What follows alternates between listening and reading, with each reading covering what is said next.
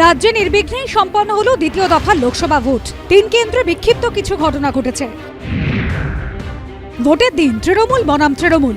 রায়গঞ্জ পুরসভার 25 নম্বর ওয়ার্ডে Trinamool word coordinator অসীম অধিকারের বিরুদ্ধে দলের কর্মীকে মারধরের অভিযোগ উঠল। 2-3টা ধাক্কা দিয়েছে, এখানে মারছে তৃণমূলের করে। কোনো গন্ডগোলই হয়নি, যেখানে যে স্পটে আছে সেই স্পটে। এখন কে কি বললো সেটা তো বলার নাই। কংগ্রেস পার্টির সাথে মধ্যে মানুষের গণতন্ত্র অধিকার, যে পার্টিতে বসতেই পারে। অভিযোগ তো অনেক কিছুর বিরুদ্ধে করে। চোপড়ার আমবাড়ি এলাকায় ধাওয়া করে 176 ও 177 নম্বর বুথের 100 মিটারের মধ্যে জমায়েত হঠায় কেন্দ্রীয় বাহিনী। চোপড়ার দেবীজোড়া অঞ্চলে 70, 71 এবং 78 নম্বর বুথ থেকে তাকে বার করে দেওয়া হচ্ছে। এই অভিযোগে বুথের সামনে কেন্দ্রীয় বাহিনীর বিরুদ্ধে ক্ষোভে ফেটে পড়লেন বিজেপি কর্মীরাও। গোয়ালপুকুরে রাজ্যের মন্ত্রী গোলাম রাব্বানের খাস তালুকে রায়গঞ্জে কংগ্রেস প্রার্থী আলী ইমরান রামসকে লক্ষ্য করে জয় বাংলা স্লোগান দেয় তৃণমূল। চাকুলিয়ার এফপি স্কুলে ধীর গতিতে ভোটের অভিযোগ পেয়ে বুথে যান রায়গঞ্জ লোকসভা কেন্দ্রে কংগ্রেস প্রার্থী আলী ইমরান রামস। ভোটারদের অভিযোগ নিয়ে ভোট কর্মীদের সঙ্গে কথা বলেন তিনি।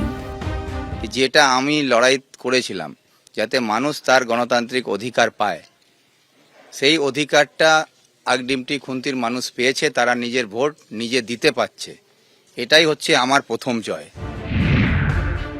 শিলিগুড়ির টিকিয়াপাড়া 28 নম্বর ওয়ার্ডে বিক্ষোভের মুখে পড়েন দার্জিলিংয়ের বিজেপি প্রার্থী রাজু বিস্ত। এদিকে চোপড়ায় বুথে বুথে তৃণমূলের বিরুদ্ধে সন্ত্রাসের অভিযোগ তোলেন দার্জিলিংয়ের বিজেপি প্রার্থী রাজু বিস্ত। কেন্দ্রীয় বাহিনীর ভূমিকা নিয়েও সরব হন বিজেপি প্রার্থী। बहुत सारी जगह पे खुलेआम टीएमसी के गुंडे बंदूक लेके घूम रहे हैं। मतलब ये बंगाल में हो क्या रहा है, ममता दीदी के राज में चल क्या रहा है कि लोग जो है पोलिंग बूथ के बाहर बंदूक लेके घूम रहे हैं। तो बहुत सारे बूथ के अंदर में हमारे एजेंट को बैठने नहीं दिया, उनको भगा दिया गया। মানুষকে হত্যা করে মানুষের রক্তের উপর দিয়ে এরা নির্বাচন করতে চায়। আর আমরা চাই ফুল বেছানো পথে গণতন্ত্রের উৎসবে এই আনন্দযজ্ঞে সবাই আবাহন করুক, এটাই হচ্ছে তফাৎ।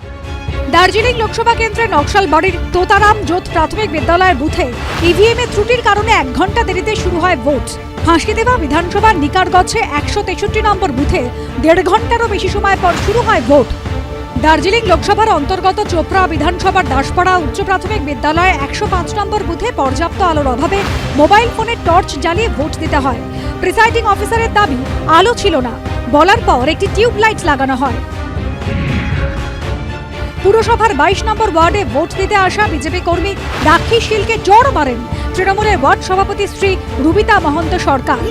আমাদের সুকান্তদা বুথে গিয়েছিলেন, ওনারা ভোট দিয়ে বেরিয়ে যাওয়ার পরেই রিপোর্টারদের সাথে প্রচণ্ড ক্যাচাল গণ্ডগোল করছিল। সেদিকে আমি এগিয়ে যাই, যেহেতু আমি সোশ্যাল মিডিয়াতে আছি, এবার আমি ভিডিও করার জন্য এগিয়ে যাই। সঠিক নামও জানি না ওনার, আচমকায় আমাকে অ্যাটাক করে এবং আমাকে মারধর করে। উনি কি করছেন? আমার মুখের সামনে এরকম করে ভিডিও করছেন। ওনার কোন আইনে উনি আমার পার্সোনাল ভিডিওটা করেন? ওনার কিন্তু কোনো রাইট নেই আমার পারমিশন ছাড়া আমার ভিডিও করার। তখন আমি উত্তেজিত হয়ে মোবাইলটাকে কেড়ে নিয়েছি এবং আমি ওকে মারিনি, কিন্তু কলার ধরে ধাক্কা দিয়েছি। হরিরামপুর বিধানসভার হরিরামপুর বিবেকানন্দ বিদ্যা মন্দিরের বুথে 43 জন মহিলার ভোটার তালিকায় নাম নেই বলে অভিযোগ ওঠে। প্রথমে বললো লিস্টে নাম নেই, লিস্টে নাম খুঁজলাম, লিস্টে নিজেরাই নাম খুঁজে বের করলাম, তারপরে ভেতরে গিয়ে বলছে ডিলিটেড, মানে আমরা এই বছর আর ভোট দিতে পারবো না। মানে এটা তো কিছু বুঝলাম না। এখন লিস্ট যেটা নতুন এসছে আমরা দেখছি যে এর মধ্যে অনেকের নাম বাতিল আছে। এবার কি কারণে গেছে না গেছে আমরা কিন্তু সেই সঠিকটা জানি না। এবার ওনারা আমাদেরকে যখন কমপ্লেন করছে তখন আমরা আবার ইয়েকে জানালাম, মানে ভিডিও অফিসে জানালাম। বালুরঘাট লোকসভা কেন্দ্রের অন্তর্গত ইটাহার বিধানসভা এলাকায় কেন্দ্রীয় বাহিনী ভোটারদের হেনস্থা করেছে বলে অভিযোগ তৃণমূলের।